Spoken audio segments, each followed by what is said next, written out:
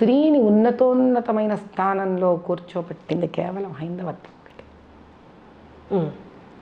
ఒక చిన్న విషయం చెప్తాను. మీరు రాధాకృష్ణుల బొమ్మ చూశారు, ఎక్కడైనా మీరు రాధకి ముసుగు చూసారా? లేదు. పార్వతీ పరమేశ్వర్ల బొమ్మ చూశారు, ఎక్కడైనా పార్వతీదేవికి ముసుగు చూసారా మీరు? అసలు మనకి గూంగట్ ఎక్కడుందమ్మా? ఘోష ఎక్కడుంది మనకి? ఎప్పుడు స్త్రీని మనం దాచలేదు. ఓకే. పరపాలనలో ఆవిడని కాపాడుకోవడానికి మనకు పట్టిన దౌర్భాగ్యం అది. అందుకే నార్త్ ఇండియాలో పాపం కాపాడుకోలేక మీకు అది మీకు పరదా సిస్టమ్ అటు వచ్చింది. మీకు సౌత్ ఇండియాలో పరదా సిస్టమే లేదు. అట్లా నో, వి డోంట్ హ్యావ్. మనది చాలా ఉన్నతమైన స్థానం. మనది రిలీజియన్ కాదు తల్లి, మనది జీవన విధానం. ఎందుకు మీకు ఒక ప్రశ్న వేస్తా. మనకి రామరాజ్యం, రాముడు దేవుడు మనకి. ఎందుకు ఆయన దేవుడు? తల్లిదండ్రుల మాట విన్నాడు కాబట్టి, అహింసని పాటించాడు కాబట్టి, స్నేహితుడికి అండగా నిలబడ్డాడు కాబట్టి, ధర్మపాలన చేశాడు కాబట్టి ఆయన రాజు మనకి. అధర్మంగా ఎవడి తల నరకడం గురించి మాట్లాడాడు కాబట్టి. కృష్ణుడు ఎందుకు? ఎవరైతే నిజం మాట్లాడారో, ఎవరైతే పాండవులయ్యారో వాళ్ళతో నిలబడ్డాడు కాబట్టి. శత్రువు అధర్మపాలుడైన ధర్మరాజు మన దుర్యోధనుడు తాను ముందు వచ్చినా అడిగిన వెంటనే తాను అడిగింది తనకిచ్చేశాడు కాబట్టి. సత్యం కోసం, ధర్మం కోసం ఆఖరి వరకు నిలబడ్డాడు కాబట్టి. మళ్ళీ ఆయన రాజే, ఆయన ధర్మపాలనే చేశాడు. ఆయన ధర్మరాజు నిజమే మాట్లాడాడు, నిజం కోసం ఎంత దూరమైనా వెళ్ళాడు. అంటే ఒక సాటిస్ఫాక్షన్, 5 ఊళ్ళు ఇచ్చినా చాలన్నాడు. అంటే హైందవత్వం మనకు నేర్పించేది ఏంటి అని అంటే, ఎంతసేపు ఎవరిని దూషించదు హైందవత్వం. ఈ మతం తప్పు, ఆ మతం తప్పు, ఆ మతం తప్పు, ఈ మతం తప్పు, ఈ మతం వాడు కనిపిస్తే ఇది నువ్వు చంపితేనే నీకు పుణ్యస్థానాలు దక్కుతాయి. నేనెక్కడ వినలేదే. మరి నేనైతే హైందవత్వం, మీరు విన్నారా ఈ రోజన్నా? కానీ బలులు అవి చేస్తారు కదమ్మా. ఆ స్టోరీ వేరు తల్లి. ఇప్పుడు అది ఎలా ఉంటుంది అని అంటే, ఇప్పుడు ఒక వెజిటేరియన్ని నాన్ వెజిటేరియన్ని పట్టుకున్నావు అనుకో, ఇప్పుడు నాన్ వెజిటేరియన్ తినేవాడు బలి చేస్తున్నాడు, వాడు బాధపడతాడు. ఇప్పుడు భక్త అంటే నేను అది ఆహారం గురించి మాట్లాడట్లేదు. మెయిన్ ఏంటి అంటే, బలిచ్చేది నేను చేసిన పాపాలకి ఇంకొక ప్రాణాన్ని బలిస్తే నా పాపాలు పోతాయి. వాళ్ళకున్న ఇగ్నరెన్స్ తల్లి, అది వాళ్ళ ఇగ్నరెన్స్. అదే కదా వాళ్ళ కొండ జాతి, వాళ్ళ జీవన విధానం అదమ్మా. ఒక్కరి జీవన విధానం అది. ఆ జీవన విధానానికి అదే నువ్వు ఆ కొండ జాతి వాళ్ళని తీసుకొచ్చి నువ్వు అద్భుతంగా నువ్వు చదువు ఇవన్నీ నేర్పించి, నువ్వు హైందవ ధర్మం ఏదో నేర్పించి వాళ్ళకి వేదోక్తంగా వాళ్ళకి తర్వాత మనము చాలా శాంతి రూపేణ చాలా పాటించేసాం. మనం ఏవి బలులు ఇవ్వకూడదు, జీవహింస చెయ్యకూడదు. అది ఇండ్యూస్ చేసిన తర్వాత he will not go back there. It is about how much he is exposed to the softer side and the non-violent side of Hinduism. అంతే కదా. ఇప్పుడు ఎవరికి ఎంత, ఇప్పుడు మనం ఉంటాం తల్లి సింపుల్గా. ఇప్పుడు ఆ రోడ్డు మీద జిలేబీలు అమ్ముతుంటాడు, దాని మీద ఈగలు ముసురుతాయి, నువ్వు కొనుక్కొని తినగలవా? ఇలాగ చిన్న బీద పిల్లాడు ఉన్నాడు అనుకో, నువ్వు 10 రూపాయలు పరిగెత్తుకెళ్ళి అక్కడ కొనుక్కొని తింటాడు. దాన్ని మనం వేలెత్తి చూపించలేము దాన్ని మనం వాళ్ళకి అంటే ఇప్పుడు ఇంత పెద్ద ప్రపంచంలో మనం హైందవత్వంలో దాన్ని సంపూర్ణంగా నేర్చుకున్నవాడు ఎదిగిపోయి ఉంటాడు. కానీ ఒక మోస్తరు ఆలోచన విధానంలో వాడి మాట తీరు నెమ్మదిగా ఉంటుంది. అదే పాపం బస్తీలలో అక్కడ ఉన్నవాడు, వాడికి ప్రేమ చాలా ఉంటుంది కానీ వాడి మాట మొరటుగా ఉండదు. ఇది అంతే. కాలరూపేణ మనం వాళ్ళని శాంతి రూపేణ ఇటుపక్కన హైందవత్వానికి ఉన్న ధర్మ వైపు కానీ, దానికి ఉన్న శాంతి రూపం వైపు కానీ, అహింస రూపం వైపు కానీ వాళ్ళని కన్నా మలచగలిగితే వాళ్ళు శాంతపడిపోతారు. That is totally different. అంటే అది కాదు నేను అంటున్నది. నేను చెప్పేది ఏంటి అని అంటే, హైందవ ధర్మంలో గొప్పతనం ఏంటంటే, తల్లిదండ్రులు మనల్ని పెంచుతారు, మనం వాళ్ళని చూసుకుంటాం. స్త్రీని మనం గౌరవించాలి, అటువంటి స్త్రీ మన ఆలనా పాలన చూసుకుంటుంది. మనకి గురువు విద్య నేర్పిస్తారు, అటువంటి గురువుకు మన గురుదక్షిణ రూపంలో జీవితంలో మనం రిటర్న్ వాళ్ళకంటూ ఒక సేవ రూపంలో ఏదో రూపంలో చెయ్యాలి. దేశం మనని ఉద్ధరిస్తుంది, మనం దేశానికి తిరిగి ఏమి ఇవ్వాలి.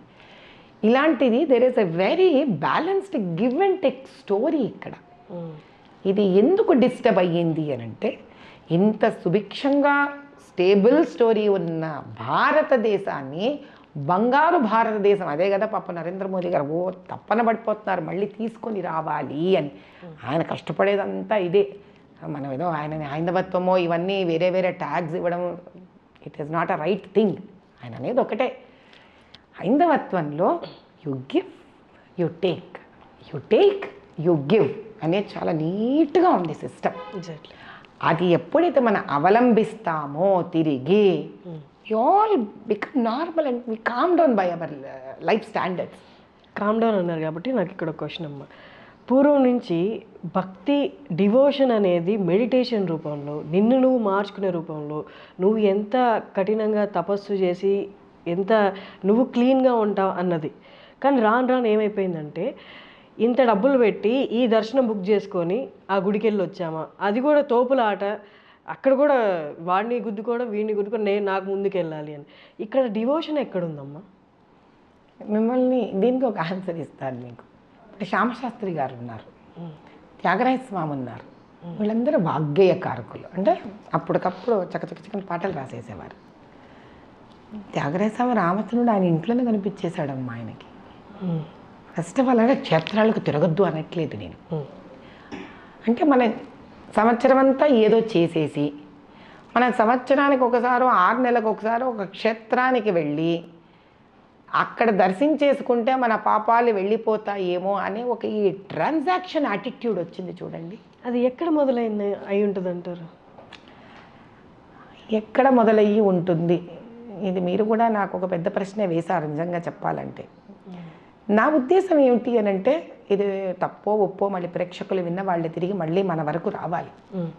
మనిషికి కాలం అనేది వాళ్ళ దగ్గర తగ్గిపోయేసరికి, కాలం తగ్గిపోవడం అంటే ఏంటి, ఇప్పుడు మన కోరికలు పెరిగాయి, మన అవసరాలు పెరిగిపోయాయి. గౌతమ్ బుద్ధ గారు అన్నట్టు Dzire is the root cause of pain అని.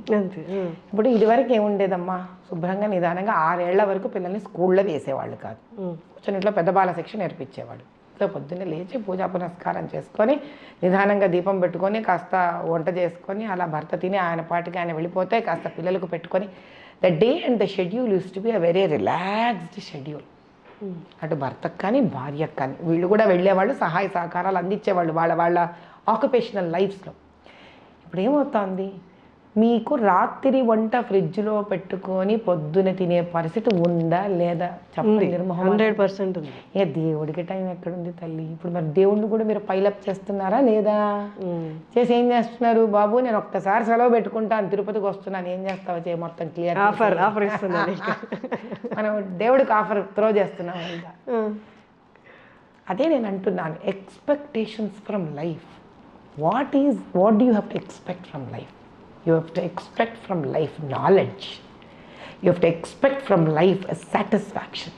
You have to expect from life to grow wiser. డబ్బు ఎంత డబ్బు ఉన్నవాడికి కూడా మళ్ళీ డబ్బు కావాలమ్మా. సో అది ఏం పెద్ద డబ్బులు ఉన్నవాడు తృప్తిగా ఉన్నాడని అనుకోకండి, లేదు.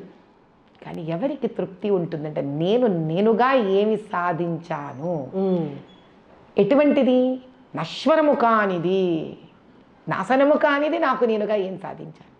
ఒక కొత్త విద్యనా, ఒక సంగీతమా, ఓ భక్త, ఒక కాన్సెప్ట్గా సబ్జెక్ట్లో ఒక నెక్స్ట్ లెవెలా, నేను ఒక బెస్ట్ ఫోటోగ్రాఫర్నా, నేను అథ్లీట్నా, నా అంతకు నేను ఏది నాకు చేతనేనంత వరకు వెళ్ళి చూశాను అని ఒకటి సాధించండి.